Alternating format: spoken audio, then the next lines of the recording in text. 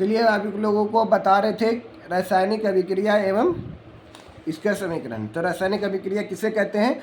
जब कोई पदार्थ अकेले या अन्य कोई पदार्थ से अभिक्रिया करके दो भिन्न गुण वाले या नए भिन्न गुण वाले नए पदार्थ का निर्माण करता है तो इस अभिक्रिया को क्या कहते हैं? रासायनिक अभिक्रिया। जिसमें मैं ये बता दिए थे, ये वाला क्या कहलाता है? पर अभिकारक कहलाता है। दो नया पदार्थ है मिल करके क्या बन गया? एक तीसरा नया पदार्थ का निर्माण कर दिया, उसी को हम लोग क्या बोलते हैं? रासायनिक अभिक्रिया। तो ये हाइड्रोजन हो गया, ये क्लोरीन हो गया, क्या बना दिया? हाइड्रोक्लोरिक अम्ल बना दिया। आप बताना चाह रहे थे हम लोग कैल्शियम कार्बोनेट को जब ब्रेक करेंगे तो क्या बनेगा? कैल्शियम ऑक्साइड और कार्बन डाइऑक्साइड। अब इसको बैलेंस करना, तो कैसे बैलेंस करेंगे? यहाँ पे के गो कैल्शियम एगो, यहाँ पे भी एगो, यहाँ पे के गो कार्बन है, यहाँ पे एगो कार्बन, यहाँ पे के गो कार्बन एगो कार्बन, ऑक्सीजन यहाँ पे के गो है? 3 गो। यहाँ पे ऑक्सीजन के गो है, यहाँ पे 2 गो और यहाँ पे एगो, तो 3 गो ऑक्सीजन हो गया, यानी बैलेंस हो गया। अब इसके बारे में बताएंगे बैलेंस कैसे करते हैं, बैलेंस कैसे करते हैं। अब देखो उसके बाद बताया जा रहा है रासायनिक अभिक्रिया की विशेषता। रासायनिक अभिक्रिया होता है तो क्या क्या विशेषताएं होता है? तो गैस की उत्पत्ति होता है। क्या होता है? गैस की उत्पत्ति होता है। जैसे हम लोग दानेदार दस्ता की अभिक्रिया तनु हाइड्रोक्लोरिक अम्ल के साथ सल्फ्यूरिक अम्ल डालने से कराने पर हाइड्रोजन गैस उत्पन्न होता है। क्या होता है? हाइड्रोजन गैस उत्पन्न होता है। जैसे इसमें हम बताए थे,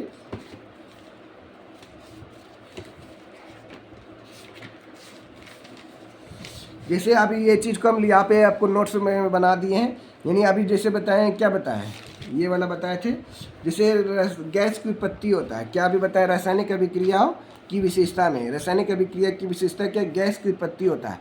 जब हम लोग रासायनिक अभिक्रिया करवाते हैं तो जैसे गैस की उत्पत्ति होता है। जैसे अभी हम लोग बताए थे कैल्शियम कार्बोनेट में कैल्शियम ऑक्साइड और कार्बन डाइऑक्साइड का गैस रिलीज होता है। जैसे देखो दानेदार दस्ता की अभिक्रिया जब तनु सल्फ्यूरिक अम्ल से कराते हैं तो कौन सा गैस निकलता है? हाइड्रोजन गैस निकलता है। जैसे दानेदार दस्ता यानी जिंक, इसको बोलते हैं दस्ता।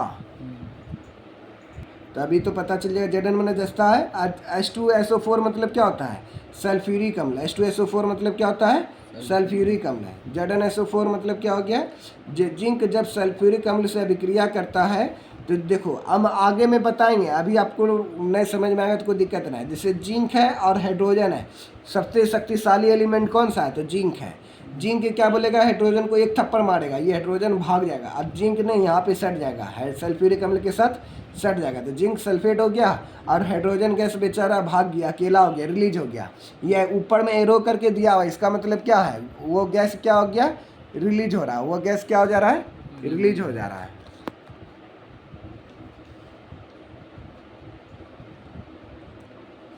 चलो ठीक है। चलिए उसके बाद देखिए मतलब, तो ये जिंक सल्फेट हो गया। जैसे मान लेते हैं मॉनिटर, क्या मान लेते हैं एक कमज़ोर विद्यार्थी है जो आगे सीट पे बैठा हुआ बेंच में, अगर मजबूत विद्यार्थी आ गया, कमज़ोर विद्यार्थी को मारेगा, एक थप्पड़ बोलेगा जाओ पीछे बैठो तुम, तो वो क्या हो जाता है? आगे में बैठ जाएगा। मजबूत विद्यार्थी बोलेगा मेरा सीट यहाँ पे है, तुम काय आज आगे बैठ गया, भागो यहाँ से। तो ये मजबूत है और हाइड्रोजन को मार दिया एक थप्पड़, ये भाग गया, बेचारा अलग हो गया। और किसके साथ सट गया? ZnSO4 मतलब जिंक सल्फेट बना दिया। ZnSO4 का मतलब क्या होता है? जिंक सल्फेट होता है। हड़बड़ाना ना खाली तुम। तो ये जिंक सल्फेट और हाइड्रोजन गैस बन गया। एक परखनीले में थोड़ा सोडियम कार्बोनेट लेना है, लेकर उसमें तनु हाइड्रोक्लोरिक अम्ल डालने पर कार्बन डाइऑक्साइड गैस रिलीज होता है, यानी सोडियम बाइकार्बोनेट। सोडियम बाइकार्बोनेट का फॉर्मूला होता है NaHCO3 को लेकर उसमें तनु हाइड्रोक्लोरिक मतलब HCl के साथ रिएक्शन कराएंगे तो कौन सा गैस निकलेगा? कार्बन डाइऑक्साइड गैस रिलीज होता है और रिएक्शन करेगा और बनेगा। आगे में आप लोगों को बताएंगे। अब दूसरा गुण क्या बोलता है? रासायनिक अभिक्रिया का विशेषता में हम लोग पढ़ रहे थे, रासायनिक अभिक्रिया की विशेषताएं क्या क्या है। तो पहले गैस बनेगा, गैस बन के हवा में उड़ गया, अब फिर क्या बनता है? अपक्षेप बनता है। क्या बनता है? अपक्षेप। अपक्षेप मतलब क्या होता है? नीचे में गदरी के रूप में बैठ जाता है। गदरी के रूप में क्या होता है? बैठ जाता है, उसी को बोलते हैं अपक्षेप। जैसे अपक्षेप एक ठोस पदार्थ है जो रासायनिक अभिक्रिया के फलस्वरूप विलयन से अलग हो जाता है। विलयन से क्या हो जाता है? अलग हो जाता है। जैसे सोडियम क्लोराइड यानी NaCl के जल विलयन में सिल्वर नाइट्रेट AgNO3 का विलयन डालने पर सिल्वर क्लोराइड का दही जैसा अपक्षेप प्राप्त हो जाता है। जैसे NaCl है, NaCl माने क्या हो गया? नमक। नमक का अभिक्रिया जब सिल्वर नाइट्रेट के साथ अभिक्रिया कराते हैं, जैसे देखो Na शक्तिशाली एलिमेंट है, सिल्वर कमजोर है, इसको एक थप्पड़ मारा तो Na किसके साथ चले गया? Cl के साथ। NaEC मतलब AgCl बना, Ag और ये Cl बन गया, ये अपक्षेप क्रम में इधर लिख दिया। Na जो है ना NO3 के साथ चल जाता है, इसमें उल्टा लिखा गया है, पहले NaNO3 होता है, फिर उसके बाद AgCl होता है। तो प्लस में आगे पीछे किधरों आप लिख सकते हैं, बात बराबर है। तो यानी जब सोडियम क्लोराइड का अभिक्रिया सिल्वर नाइट्रेट के साथ करता है तो क्या बनता है, silver chloride plus sodium nitrate बनता है। ये सिल्वर क्लोराइड ऐसे करके एरो लिखा है, इसका मतलब क्या है, अपक्षेप बचा हुआ दही जैसा। सिल्वर क्लोराइड का जो रंग होता है दही जैसा अपक्षेप बनता है। जिसे आप खाए होंगे, क्या क्या खाएं सर, हम खाए हैं मतलब वो जो मोमो में दही देता है बगल में, उजला कलर का देता है, लाल रहता है, उजला भी रहता है।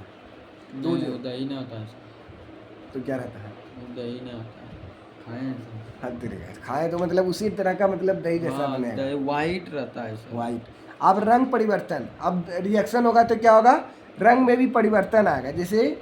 जैसे पोटेशियम परमैंगनेट है, पोटेशियम परमैंगनेट के बैगनी रंग के विलयन में अगर थोड़ा थोड़ा करके नींबू का रस निचोड़ने पर विलयन का बैगनी रंग धीरे धीरे गायब होने लगता है। क्या होता है, क्या बोला गया है, रंग परिवर्तन होगा। रासायनिक अभिक्रिया का तीसरा प्रॉपर्टीज है, पोटेशियम परमैंगनेट के बैगनी रंग के विलयन में। पोटेशियम परमैंगनेट एक घोल है, जब हम लोग कॉलेज में पढ़ते थे, TNV कॉलेज, वहाँ पे अभिक्रिया करते थे, तो मतलब बैगनी रंग का कलर होता है। उसमें क्या करना है, नींबू का रस निचोड़ देना है। जैसे नींबू का रस निचोड़ेंगे तो विलयन का रंग बैगनी रंग से धीरे धीरे गायब होने लगेगा, तो बैगनी रंग गायब होगा। पोटेशियम परमैंगनेट का रंग होता है बैगनी कलर का, जैसे उसमें नींबू का रस निचोड़ देंगे तो क्या होगा, बैगनी रंग धीरे धीरे गायब होने लगेगा। तो ये रंग परिवर्तन का एक मतलब रासायनिक अभिक्रिया का विशेषता था। फिर उसके बाद बोला जा रहा है पोटेशियम डाइक्रोमेट। पोटेशियम डाइक्रोमेट के अम्ल विलयन का रंग नीला होता है। पोटेशियम डाइक्रोमेट का अम्ल विलयन का रंग कैसा होता है, नारंगी रंग का होता है। अम्ल विलयन का रंग कैसा होता है, पोटेशियम डाइक्रोमेट का अम्ल विलयन का रंग कैसा होता है, नीला रंग का होता है। अब अम्ल आ गया सर, तो अम्ल अभी पढ़ाएंगे, अम्ल क्षार और भस्म एक टॉपिक आएगा।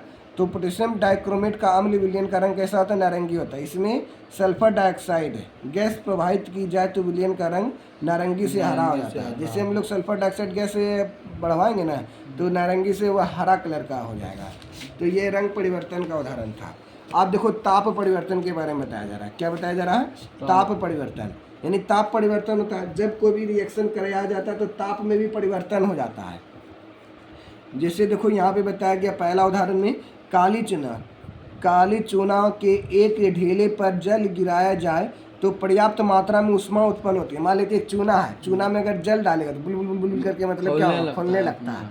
हाँ, अब एकदम सही प्रैक्टिकल क्या है कि हम सर तो डेली हम उसका उपयोग करते हैं, जिससे अभिक्रिया मिश्रण का ताप बहुत बढ़ जाता है। तो यह अभिक्रिया ऊष्माक्षेपी अभिक्रिया। जैसे चूना है, चूना में क्या करेंगे, पानी डालेगा तो बुलबुल करेगा, खोलने लगेगा, तो इससे क्या हो गया, ऊष्मा निकलने लगा। तो उसी को क्या बोलते हैं, ऊष्माक्षेपी अभिक्रिया। क्या होता है, ऊष्माक्षेपी अभिक्रिया। ये इंपॉर्टेंट है। ऊष्माक्षेपी अभिक्रिया क्या होता है, एग्जाम में आता है, तो यहाँ बता देते हैं।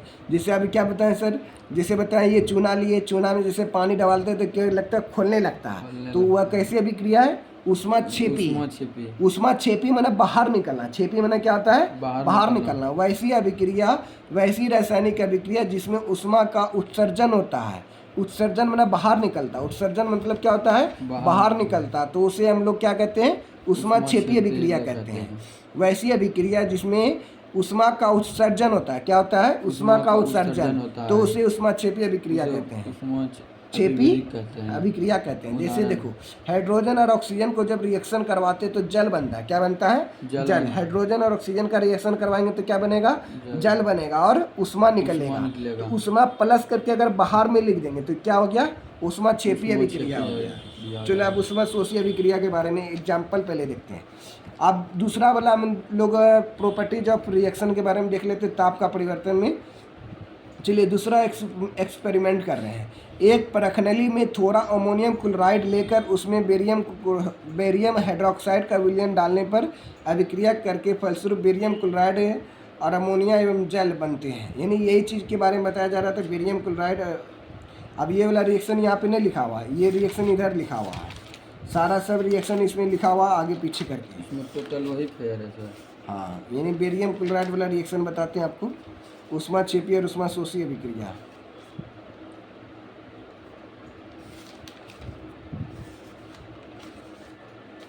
ऐसे चलो अभी खाली यहाँ पे नाम सुनो ना।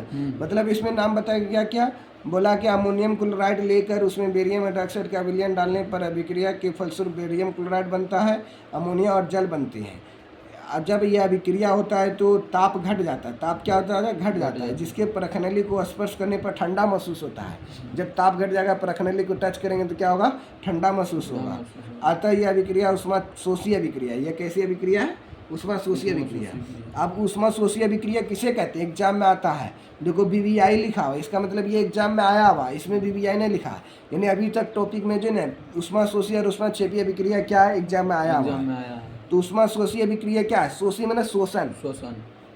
न बोलता है अमीर आदमी जो गरीब आदमी का शोषण करता है। अमीर आदमी बोलता है कूड़ा उठाओ, क्या फेंका यहाँ पे। गरीब आदमी बेचारा क्या करेगा? कूड़ा उठा देता है और फेंक देता है उसको। तो ये मतलब शोषण होता है, मतलब वो करता है, मतलब अब उस शोषण मतलब शोषी, उष्मा शोषी अभिक्रिया।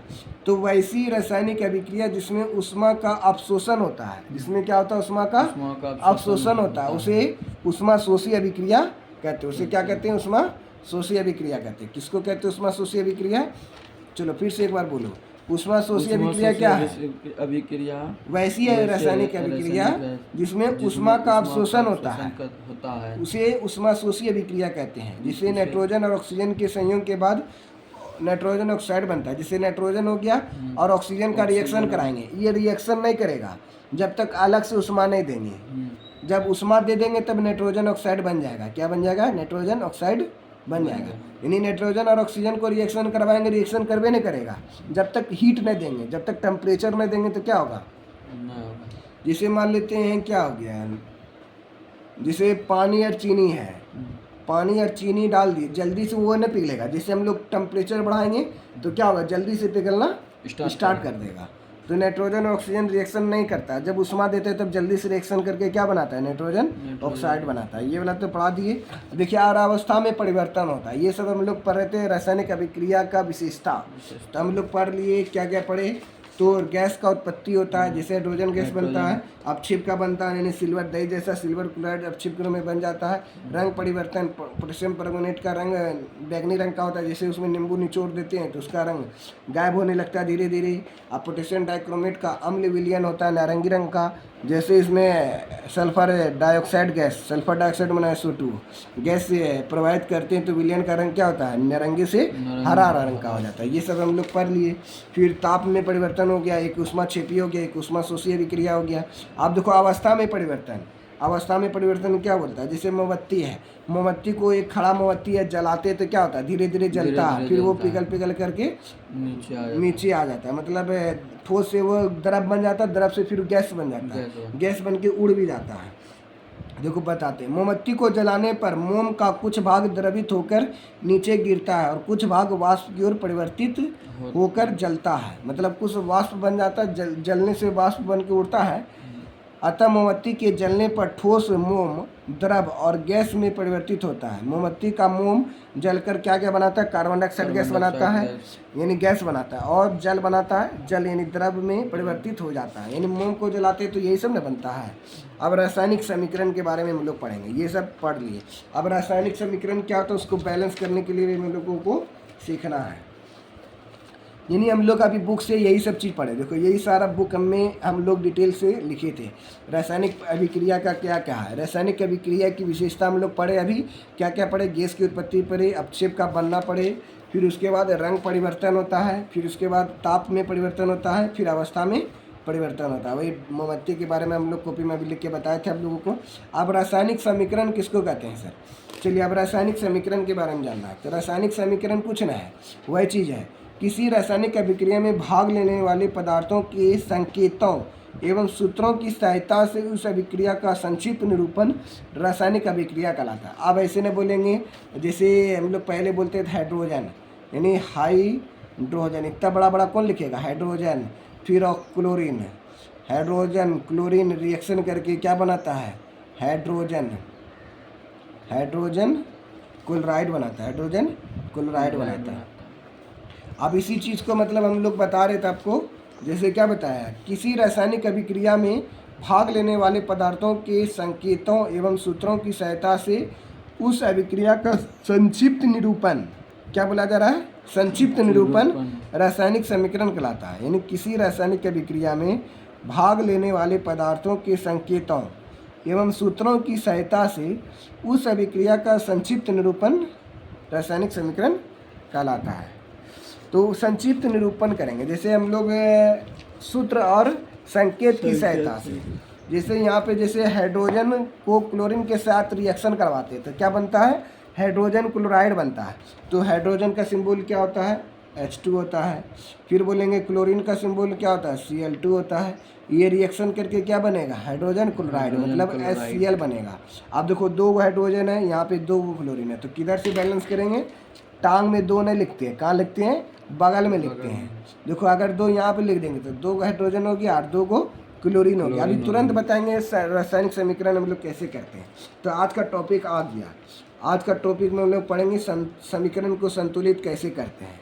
चलिए, आज का एकदम हॉट टॉपिक है और एकदम बढ़िया से समझते जाना बाबू। जो दिक्कत होगा पूछ लेना है, जो दिक्कत होगा पूछ लेना। जैसे देखो पहला क्वेश्चन में क्या बोला जा रहा है? संतुलित एवं असंतुलित रासायनिक समीकरण। संतुलित भी है और वो संतुलित भी है रासायनिक समीकरण। संतुलित रासायनिक समीकरण किसको बोलते हैं? पूछना है। संतुलित रासायनिक समीकरण क्या है? जिसमें बैलेंस हो गया। ये बताना कि संतुलित है या नहीं। संतुलित समीकरण परिभाषा ना आता है एग्जाम में आएगा कि संतुलित करें। जिसे ये रिएक्शन दे देगा, बोलेगा इसको संतुलित करना है। क्या करना है? संतुलित। कैसे करेंगे? देखो के गो हाइड्रोजन यहाँ पे? 2 गो। यहाँ पे के गो हाइड्रोजन है? 2 गो। कैसे पता चला? यहाँ पे 2 और इंटू हाइड्रोजन, तो 2 हाइड्रोजन हो गया, यानी हाइड्रोजन बैलेंस है। क्लोरीन के गो है? 2 गो। यहाँ के गो क्लोरीन है? 1 गो नहीं है। कैसे 1 गो है? Cl खाली Cl है। यहाँ पे इस 2 लिखने का मतलब है कि यहाँ पे भी 2 हाइड्रोजन हो गया और ये 2 क्लोरीन हो गया। ये क्या हो गया? 2 क्लोरीन। देखो 2 हाइड्रोजन इधर भी था, हाइड्रोजन के गो था इधर? 2 गो। लेफ्ट में, राइट में हाइड्रोजन के गो है? 2 गो। क्लोरीन यहाँ पे के गो है? 2 गो। यहाँ पे क्लोरीन के गो है? 2 गो। ई 2 जो लिखा हुआ ना, ई 2 मतलब जैसे ना बोलते हैं 2 इंटू एक्स प्लस वाई, तो इसको हम बोलते हैं 2 इंटू एक्स 2x और 2 इंटू वाई 2y। मैथ में पढ़ते थे ना ऐसे करके, यानी 2x एक बार इससे गुना हुआ, एक बार इससे गुना। वही चीज़ यहाँ पे भी है। यानी 2 हाइड्रोजन हो गया, 2 क्लोरीन हो गया। देखो बैलेंस हो गया ना, 2 हाइड्रोजन 2 क्लोरीन। यही संतुलित समीकरण है। ये क्या है? संतुलित समीकरण। और वो संतुलित समीकरण क्या है? वो संतुलित रासायनिक समीकरण हुआ है जो बैलेंस नहीं है। जैसे हाइड्रोजन यहाँ पे के गो? बोलो 2 गो। यहाँ पे हाइड्रोजन के गो है? 2 गो। यहाँ पे ऑक्सीजन के गो है? 2 गो। यहाँ पे ऑक्सीजन के गो है? 2 गो। कैसे 2 गो? ये तो लटका हुआ है ना। हाँ। लटका हुआ पे ध्यान नहीं देना है। आगे में यहाँ 2 रहता है तब बोलते हैं 2 गो। यहाँ पे एक के गो ऑक्सीजन है? के गो ऑक्सीजन है? यही हो गया वो संतुलित रासायनिक समीकरण। वैसा रासायनिक समीकरण जिसमें समीकरण के दोनों तत्वों की परमाणु संख्या क्या है? परमाणु की संख्या समान नहीं होती है। यहाँ पे जो हाइड्रोजन था वहाँ पे भी उतने हाइड्रोजन रहना चाहिए। तो हाइड्रोजन तो बराबर था लेकिन ऑक्सीजन बराबर नहीं है। तो यही क्या हो गया? वो संतुलित रासायनिक समीकरण हो गया। अब चलो हम लोग रासायनिक समीकरण को बैलेंस करना है। क्या करेंगे? बैलेंस करना है। अब देखिए रासायनिक समीकरण को संतुलित करना। क्या करेंगे? रासायनिक समीकरण को संतुलित करना है।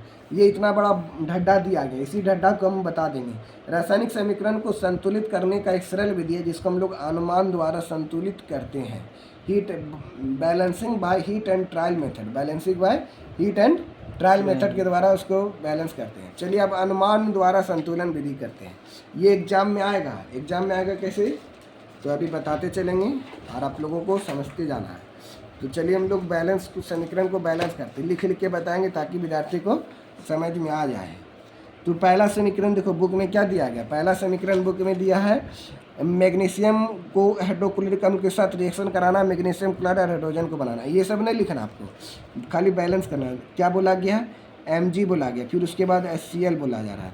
रिएक्शन करके क्या बनेगा? MgCl2 बनेगा और क्या बनेगा? हाइड्रोजन बनेगा। तो क्या करना? बैलेंस कैसे करेंगे? कैसे बैलेंस करना है? चलो देखो, अब यहाँ पे के गो मैग्नीशियम है बाबू। कहाँ पे सर? यहाँ पे के गो मैग्नीशियम है? यहाँ पे एगो। यहाँ पे के गो मैग्नीशियम है?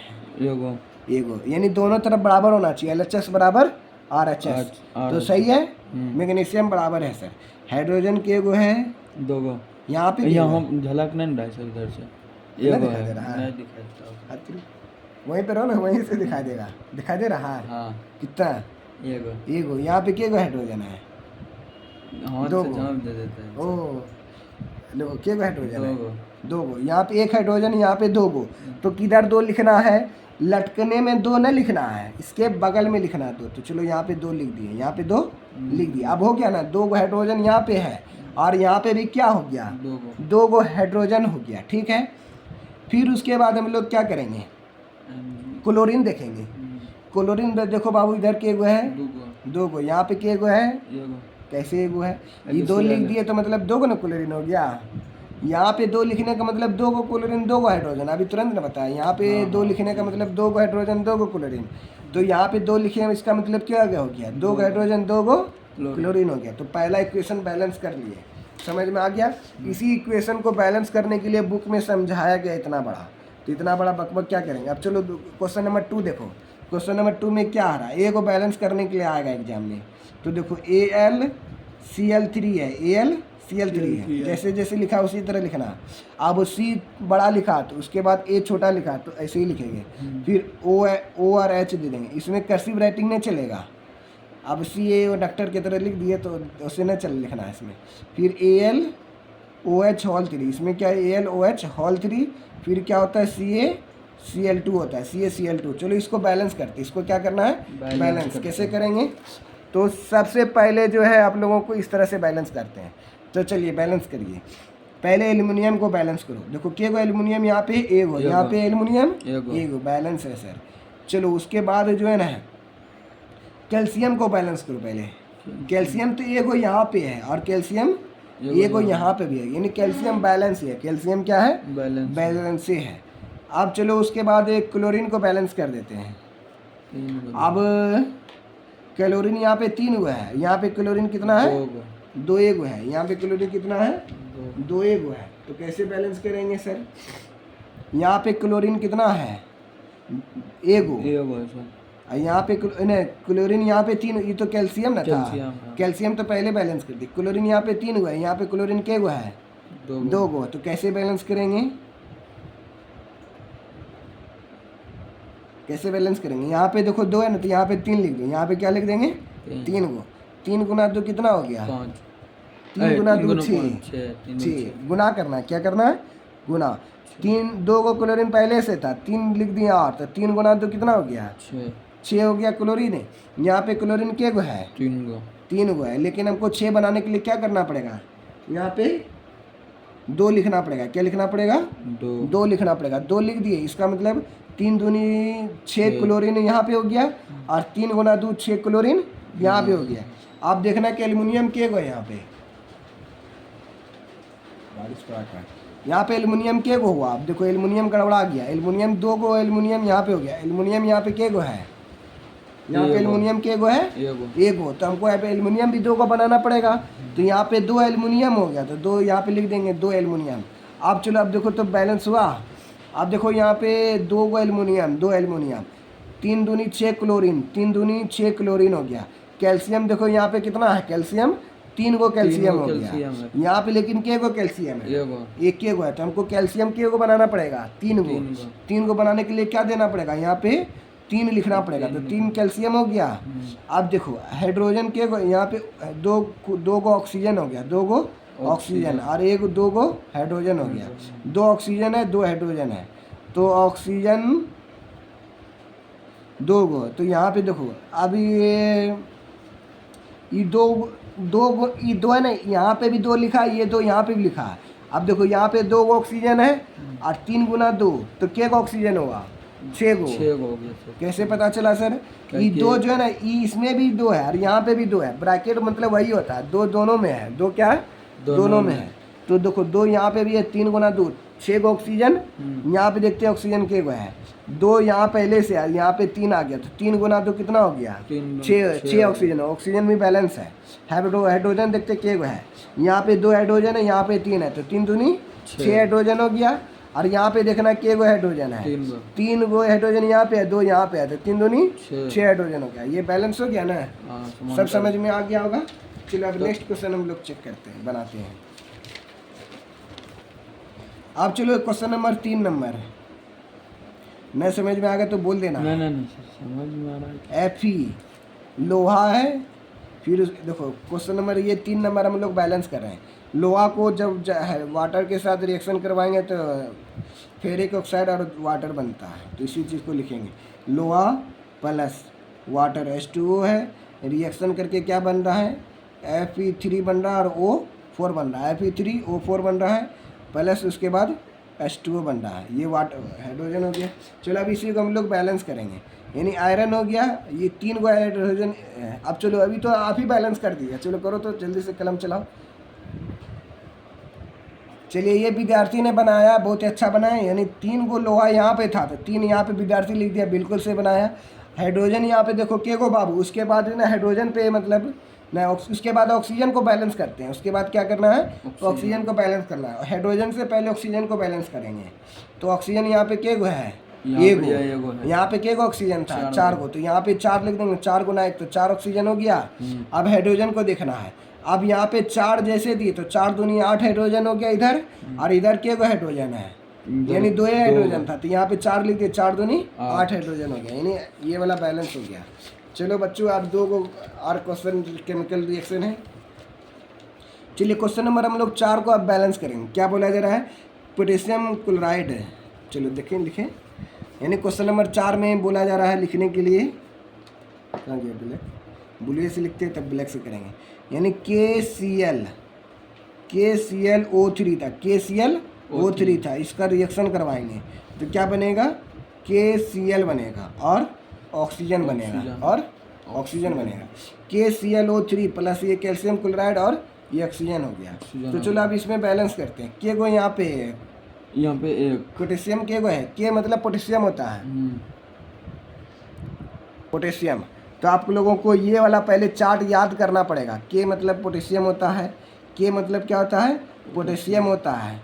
फिर कैल्शियम का C होता है, Sc मैंने स्कैंडियम होता है, T मैंने टाइटेनियम होता है, V मैंने विनेडियम होता है, Cr मैंने क्रोमियम होता है 24, मैग्नीशियम मैंने 25 होता है, Fe मैंने लोहा होता है, CO मैंने cobalt, nickel cobalt atomic number 27 होता है। फिर उसके बाद निकेल हो गया 28 और कॉपर 29 होता है। तो ये सब आपको बैलेंस ही याद करना पड़ेगा, ये पूरा माने परमाणु संख्या, संकेत और परमाणु भार, तो आपको पता चल जाए कौन सा एलिमेंट क्या लिखा गया। तो चलिए ये वाला याद करके लाना और कॉपी में भी लिख लेना आपको, ये सब याद ये है। तो चलो आज का टॉपिक हम लोग स्टार्ट करते हैं, मतलब केमिकल रिएक्शन को बैलेंस कर रहे थे। तो चलो यहाँ पे के गो पोटेशियम है, चलो इसको भी बैलेंस करो तो अपने से करना पड़ेगा 2, तो बिल्कुल सही। अब जैसे यहाँ पे 3 गुना 2 6 कर दिए, 6 का ऑक्सीजन यहाँ पे हो गया, 3 दूनी 6, तो 6 ऑक्सीजन यहाँ पे हो गया, ठीक है। अब जैसे यहाँ पे 2 लिखे तो यहाँ पे पोटेशियम क्या हो गया, बढ़ गया, पोटेशियम क्या हो गया, बढ़ गया। के गो पोटेशियम हो गया, 2 गो पोटेशियम हो गया, के गो पोटेशियम हो गया 2 गो, यहाँ पे 2 गो हो गया, तो यहाँ पे भी तो 2 लिखना पड़ेगा ना, तो 2 गो पोटेशियम यहाँ पे लिख दिए। अब देखो 2 पोटेशियम हो गया, क्लोरीन के गो हो गया, यहाँ पे 2 गो क्लोरीन यहाँ पे हो गया और 2 गो क्लोरीन यहाँ पे भी हो गया, यानी बैलेंस हो गया है ना। चलो 4 वाला बैलेंस हो गया। उसके बाद अब 5 नंबर बैलेंस करेंगे। चलो ये वाला बैलेंस करने बताया जा रहा 5 नंबर समीकरण में। 5 नंबर में देखो क्या बैलेंस करने बोला गया है, Al प्लस H2SO4 को रिएक्शन किया गया तो क्या बना, Al2SO4 होल 3 प्लस H2O, ये बन गया। अब हम लोग इसको बैलेंस करना है, समीकरण को क्या करना है, बैलेंस करेंगे। तो कैसे बैलेंस करेंगे, तो चलिए हम लोग देखते हैं। सबसे पहले एल्युमिनियम को बैलेंस करना है। देखो के गो एल्युमिनियम यहाँ पे है, यहाँ पर ये गो है सर, यहाँ पे के गो है 2 गो, तो यहाँ पे 2 लिख देंगे तो 2 एल्युमिनियम हो गया, यहाँ पे 2 एल्युमिनियम हो गया, बात सही है सर। यहाँ हाइड्रोजन के गो है 2 गो, यहाँ हाइड्रोजन के गो 2 हाइड्रोजन 2 हाइड्रोजन बराबर है। अब देखो ऑक्सीजन पे देखते हैं, ऑक्सीजन पे अटैक करते हैं। चलो ऑक्सीजन यहाँ पे के गो है 4 गो, यहाँ पे ऑक्सीजन के गो है 4 गो, लेकिन 4 गुना 3 हो जाएगा, तो 4 गुना 3 कितना हो जाएगा, 12 गो ऑक्सीजन, 4 तिया 12 ऑक्सीजन। अब सर ऑक्सीजन गड़बड़ा गया, ऑक्सीजन ज़्यादा हो गया, इधर 12 गो हो गया, इधर 4 गो हो गया, तो क्या करना पड़ेगा, तो 4 तिया 12 इधर ऑक्सीजन है, तो 4 ऑक्सीजन यहाँ पे है, तो 12 बनाने के लिए क्या क्या लिखना पड़ेगा, 3 लिख देंगे। तो 3 गुना 4 कितना हो गया, 12 ऑक्सीजन इधर हो गया और 4 गुना 3 कितना हो गया, 12 ऑक्सीजन इधर हो गया। जब LHS बराबर हो गया तो RHS भी क्या हो गया, बराबर, यानी दोनों बराबर हो गया। यानी 12 का ऑक्सीजन इधर है, 4 तिया 12 ऑक्सीजन, 4 तिया 12 ऑक्सीजन इधर भी हो गया। एल्युमिनियम 2 गो, एल्युमिनियम 2 गो। अब हाइड्रोजन देखना के गो, सल्फर पहले देखो तो यहाँ पे के गो है, देखो यहाँ पे सल्फर है 3 गुना 1, यहाँ पे कुछ नहीं तो 1 है, 1 गुना 3 कितना हो गया, 3 सल्फर हो गया। यहाँ पे हाइड्रोजन देखो, यहाँ पे कुछ नहीं तो 1 है, 1 गुना 3, 3 हाइड्रोजन 3 सल्फर हो गया, यानी सल्फर बराबर है। अब हाइड्रोजन चेक करेंगे तो 3 गुना 2 कितना हो गया, 6 गो हाइड्रोजन हो गया। यहाँ पे हाइड्रोजन बेचारा 2 गो है, तो 6 बनाने के लिए कितना लिखना पड़ेगा, 3 लिख देंगे। तो 3 गुना 6 हाइड्रोजन हो गया, 3 गुना 2 6 हाइड्रोजन हो गया इधर, और इधर भी क्या हो गया, 3 गुना 2 6 हाइड्रोजन इधर भी हो गया। तो ये बैलेंस हो गया। चलिए ये वाला आपको समझ में आ गया होगा। चलिए आज आखिरी क्वेश्चन, तो आखिरी क्वेश्चन बनिए गया। चलिए अब समीकरण से प्राप्त होने वाली सूचनाएं, बस दिमाग में नहीं ढुकेगा कुछ नहीं बाबू, यहाँ तक बता थोड़ा सा बताएंगे। देखो ना ये एग्जाम में जो आने वाला तो इम्पोर्टेंट था, वो संबैलेंस करने वाला। अब देखो ये है ना, फिर हमको चलो हम रासायनिक समीकरण से प्राप्त होने वाली सूचनाएं हम लोग देखने वाले थे। तो रासायनिक समीकरण से कौन कौन सा सूचनाएं प्राप्त होगा, देखिए इधर लिखा है रासायनिक समीकरण से प्राप्त होने वाली सूचनाएं। तो जैसे रासायनिक समीकरण से प्राप्त होने वाली सूचनाएं से देखो हम यहाँ पे बना करके रखे हैं सारा नोट्स। तो रासायनिक समीकरण से प्राप्त जैसे यहाँ नाइट्रोजन और यहाँ पे हाइड्रोजन है, तो बैलेंस करेंगे तो 3 हाइड्रोजन 2 ऑक्सीजन, तो 3 नाइट्रोजन ये NH3 हो गया। देखो 2 नाइट्रोजन, यहाँ पे भी 2 नाइट्रोजन, 3 दूनी 6 हाइड्रोजन, यहाँ पे भी 3 दूनी 6 हाइड्रोजन, बैलेंस है। आप बोलेंगे ये क्या है, नाइट्रोजन है, ये बोलेंगे क्या है, हाइड्रोजन है, ये क्या है, अमोनिया। तो हम लोगों को नहीं, आपको देगा कि ये रिएक्शन दिया गया, तो आपको इस रिएक्शन से आप क्या क्या चीज़ समझते हैं उसके बारे में बताना है। तो नाइट्रोजन है, हाइड्रोजन से रिएक्शन किया तो अमोनिया बन गया, NH3 मतलब अमोनिया होता है। आप देखो यहाँ पे के गो परमाणु है, 2 गो। कैसे पता चला सर, क्योंकि 2 लटक रहा है, जो लटक रहा है वही परमाणु होता है। तो 2 नाइट्रोजन है मतलब 2 गो है, 2 परमाणु हो गया। के गो हाइड्रोजन है यहाँ पे, 3 गुना 2 6 हाइड्रोजन, कितना हाइड्रोजन, 6 हाइड्रोजन। कैसे पता चला, 3 गुना 2 6 हाइड्रोजन। आप देखो यहाँ पे के गो अणु है। अब जैसे परमाणु परमाणु मिलके क्या बन जाता है, अणु बनता है। परमाणु परमाणु मिलके क्या बनता है, अणु। परमाणु सबसे छोटा कहलाता है, अणु क्या होता है आँख से देख सकते हैं। तो परमाणु परमाणु मिलके अणु बन गया। के गो अणु यहाँ पे है, 2 गो, तो 2 अणु हो गया। उसी तरीका से देखो यहाँ पे के गो मोल है, 1 मोल है। यहाँ पे के गो मोल है, 1 मोल है। यहाँ पे के गो मोल, यहाँ पे देखो N2 के आगे में देखना कि क्या लिखा है, यहाँ पे कुछ नहीं लिखा तो 1 लिखा था, इसलिए 1 मोल। यहाँ हाइड्रोजन का आगे देखना के गो लिखा हुआ, क्या लिखा है, 3, तो 3 मोल हो गया। एमोनिया के पहले देखना के गो लिखा हुआ है, 2, तो 2 मोल हो गया। ये क्या हो गया, 2 मोल। अब 1 मोल बराबर 28 ग्राम। नाइट्रोजन का परमाणु भार कितना होता है, नाइट्रोजन का परमाणु संख्या होता है 7, अब परमाणु भार होता है 14, 7 गुना 2 14। नाइट्रोजन को सिंबल से N से डिनोट करते हैं। परमाणु संख्या कितना हो गया, 7, और परमाणु भार कितना हो गया, 14 हो गया।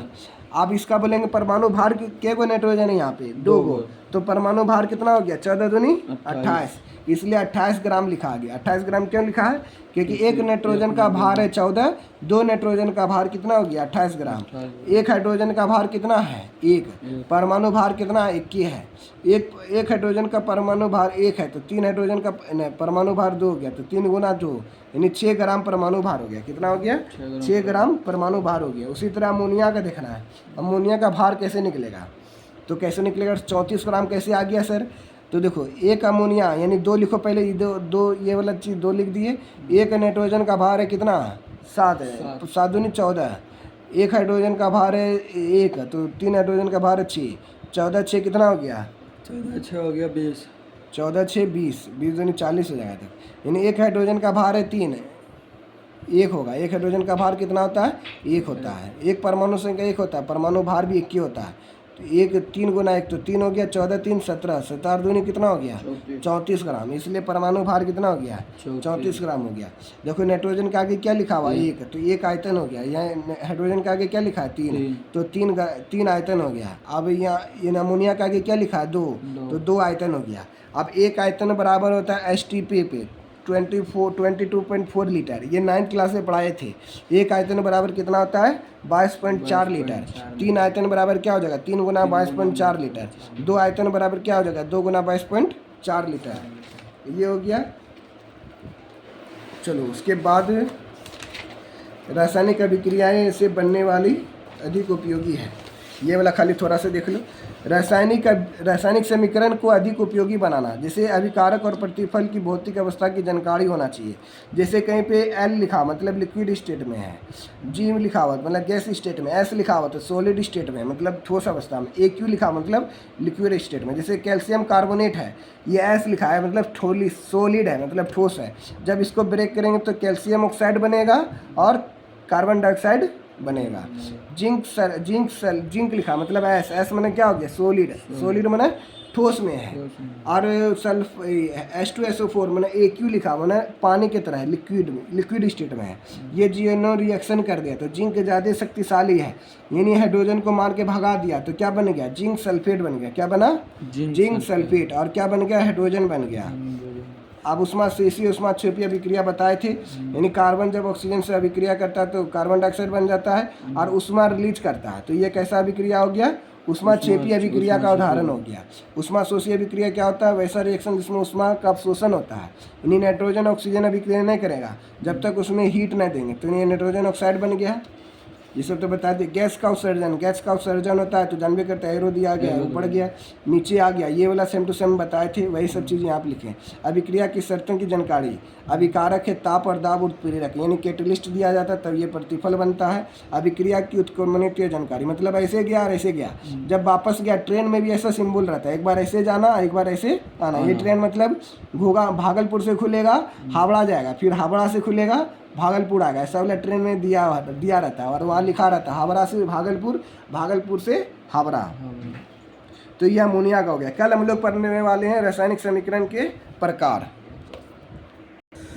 तो दोस्तों कल बच्चों आप लोगों को पढ़ाने वाले हैं रिएक्शन समीकरण के प्रकार, different types of chemical reaction. जय भारत, थैंक यू।